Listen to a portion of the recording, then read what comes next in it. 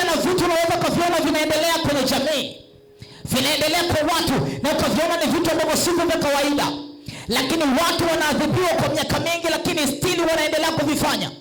Ni nini? Unakuta kuna nguvu iko nyuma yao, ni nguvu zaidi ya nguvu walioibeba, inawalazimisha kufanya vitu ambavyo hawataki kuvifanya.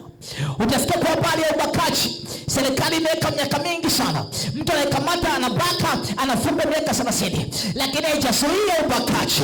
Kuna watu bado wanaendelea. Ni nini? Kuna power beyond ambayo inawashinda watu. Hiyo ndio tunaita ni watu wenye nguvu, wapo kwa ajili ya kuamua vitu. Kuna baadhi ya nguvu ziko kwenye miji, ni kuna strong man, kuna wachawi, kuna waamuzi ambao wako kwenye mji, wanaamua hatima za watu, wanaamua watu wafanyaje. Haijalishi una nguvu kiasi gani, usipoweza kuwashinda, kuna baadhi ya vitu hauwezi kuvishinda. Kazi kubwa ya hao watu wenye nguvu, huenda ni wachawi, huenda ni misimu, huenda ni mapepo, kazi yao ni kubwa, ni kuamua hatima za watu.